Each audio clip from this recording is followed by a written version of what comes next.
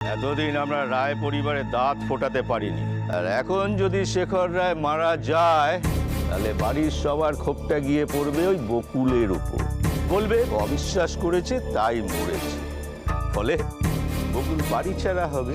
আর গোটা রায় পরিবারের সঙ্গে সম্পর্কে চির ধরবে। আমার বাবার সঙ্গে যাকে দেখেছিলেন তাকে হুবহু তোমার মতো দেখতে। ঠাম্মি মিথ্যে কথা বলবেন না।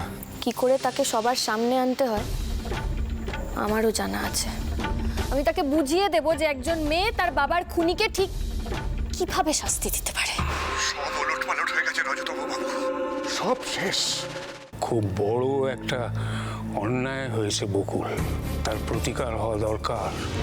জানবি তোরই বাবা সবসময় তোর পাশে আছে। আমারও মনে হয় যে সত্যিটা সবার চোখের সামনে আসা উচিত। যে অন্যায় করেছে শাস্তি তাকে পেতেই হবে। বকুলের কাছ থেকে খবরটা শুনে অবধি বড্ড ভয় পেয়ে গিয়েছিলাম। সারাক্ষণ শুধু ঠাকুরকেই ডেকেছি। তুমি ভালো করেছো ঠাম্মি, এরকম হঠাৎ করে চলে এসে। সবার সামনে? হ্যাঁ, সবার সামনে।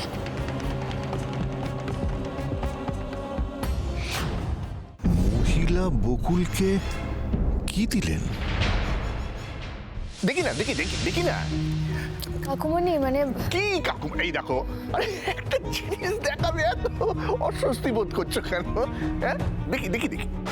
মুটাটা খোলো খোলো খোলো। হ্যাঁ, খোলো খোলো না। ঋষি তো ঠিকই বলেছে, আমরা আমাদের টাকা দিয়ে দেনা শোধ করব। এর মধ্যে সমস্যাটা কোথায়? আচ্ছা দাদা, ঋষি, রোহন সবাই মিলে যখন একটা ডিসিশন নিচ্ছে তখন কিছু একটা ভেবে নিচ্ছে। তো তুমি কি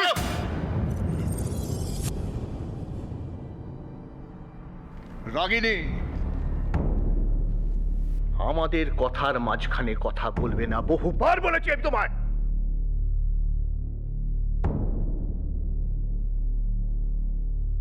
আজকাল কি বিজনেসের ব্যাপারে বাড়ির মেয়েদের থেকেও অ্যাডভাইস নিতে হবে নাকি?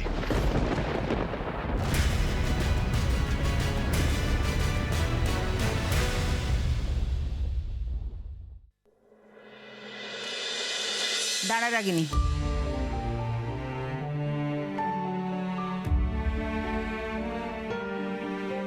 ঠাকুরপো, রাগিনী কিন্তু তোমাকে কোনো বিজনেস অ্যাডভাইস দেয়নি।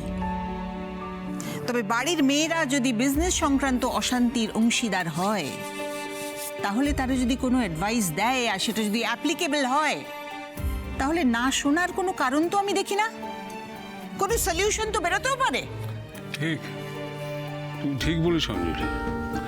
দেখ সমর, আমি যখন একা ব্যবসা চালাতাম, ব্যবসায় তো নানা রকম সমস্যা হয় তুই জানিস। তা কোনো একটা সমস্যা কি করে সলভ করব আমি বুঝে উঠতে পারছি না। তখন অঞ্জলির সঙ্গে ডিসকাস করতাম। ও কিন্তু কোনোদিন আমাকে ভুল অ্যাডভাইস দেয়নি। আর তুই এখন যেটা নিয়ে তর্ক করছিস সেটা তো একেবারে অযৌক্তিক তর্ক। এতে কোনো সমস্যার সমাধান হয় না।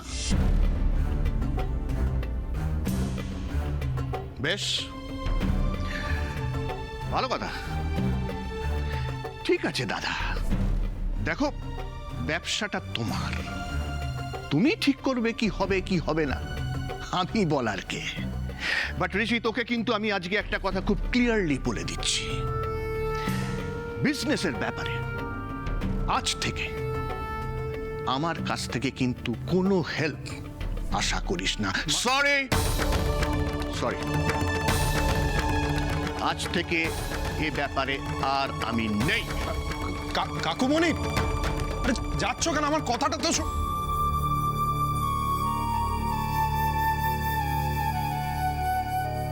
ভেবেছিলাম একজোট হয়ে সবাই সমস্যার সমাধান করব।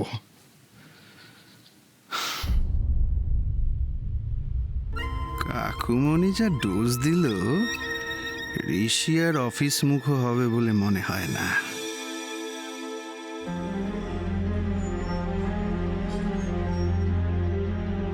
তুমি যদি এত সহজে হাল ছেড়ে দাও তাহলে কি করে চলবে গো? মানে এখন তো তোমাকে সব থেকে বেশি মাথা ঠান্ডা রাখতে হবে। নাহলে যেই দায়িত্বটা নেবার কথা একটু আগে বললে সেটা পালন করবে কি করে?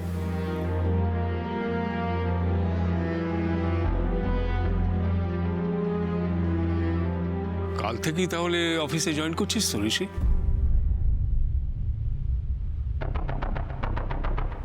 না বাবা,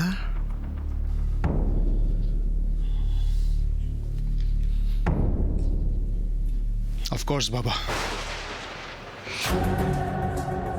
কাল থেকেই আমি কোম্পানিতে জয়েন করব।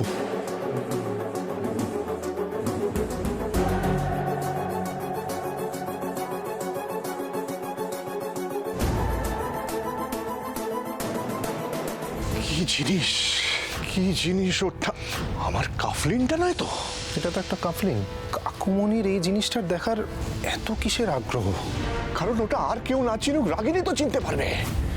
এই বিষয়টা না একবার ক্রস চেক করা দরকার। কাকুমণি,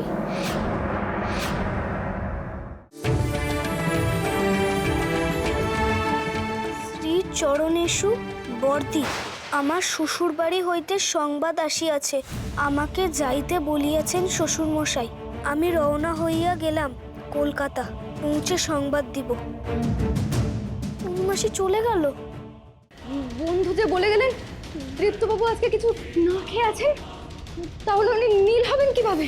তবে এখন কিছু খাননি মানে যে এর পরেও কিছু খাবেন না তা তো নাই হতে পারে। আমি এখানে বসে এত কিছু ভেবে কিছু করতে পারবো না। ওনার বিপদ আগলানোর জন্য আমাকে বাড়ির ভেতরে যেতে হবে। পেনি, তুই যা, তোর থালা নিয়ে গিয়ে মাকে পুজো দে। আমি তোর হয়ে মাকে ডাকবো লোকনাথ। আমি মাকে শুধাবো কেন আমার বন্ধুর সঙ্গে এরম করছে।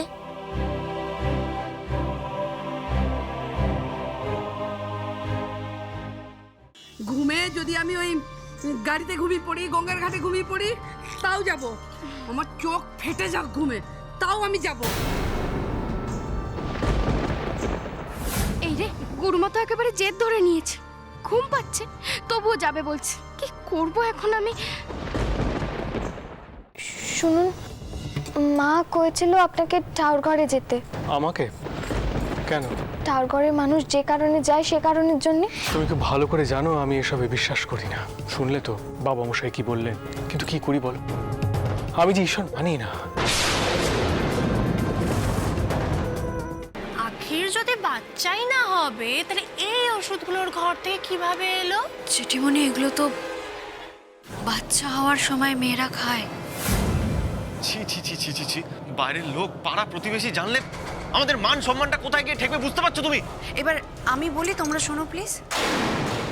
এই পুরস্কারটা পাওয়ার যোগ্য আমি নই, এই পুরস্কারটা আমি গ্রহণ করতে পারবো না। আর যে কথাটা শবনম বলছে যে ওর ওষুধকে প্রতিরোধ করার জন্য আমরা যে ওষুধটা তৈরি করে রেখেছিলাম সেটা কিন্তু ঠিক, কিন্তু ওই ওষুধ কিন্তু আমরা কেউ প্রয়োগ করিনি। ইকবাল স্যার কিন্তু শুধুমাত্র শবনমের ওই ডিসিশন নেওয়ার জন্য সুস্থভাবে বেঁচে উঠেছে। যে পুরোহিত সংস্কৃত মন্ত্র মানে বাংলায় বুঝিয়ে বলতে পারেন, তেমন যদি কেউ থাকতো তাহলে তাকে বলতাম আমাদের বিয়ে দিন।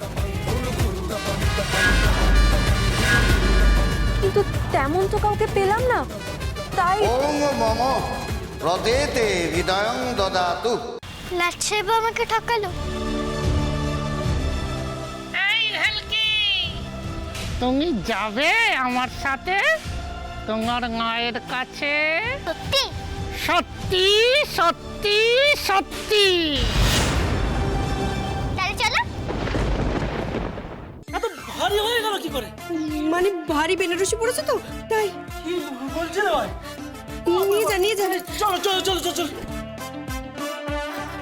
পেকুন্দি, পেকুন্দি, পালিয়ে যাও, তুমি পালিয়ে যাও। কিন্তু আমার না খুব ভয় করছে। আমি বলছি তুমি পালিয়ে যাও পেকুন্দি, পালিয়ে যাও। শুনুন, মা কয়েছিল আপনাকে ঠাকুরঘরে যেতে। আমাকে কেন? ঠাকুরঘরের মানুষ যে কারণে যায় সে কারণের জন্য। তুমি খুব ভালো করে জানো আমি এসবে বিশ্বাস করি না। শুনলে তো বাবা মশাই কি বললেন, কিন্তু কি করি বলো, আমি যে ঈশ্বর মানি না। ঘুমে যদি আমি ওই গাড়িতে ঘুমিয়ে পড়ি, গঙ্গার ঘাটে ঘুমিয়ে পড়ি, তাও যাব। আমার চোখ ফেটে যাক ঘুমে, তাও আমি যাব। এই রে, গুরুমা তো একেবারে জেদ ধরে নিয়েছে, ঘুম পাচ্ছে তবুও যাবে বলছে। কি করব এখন আমি?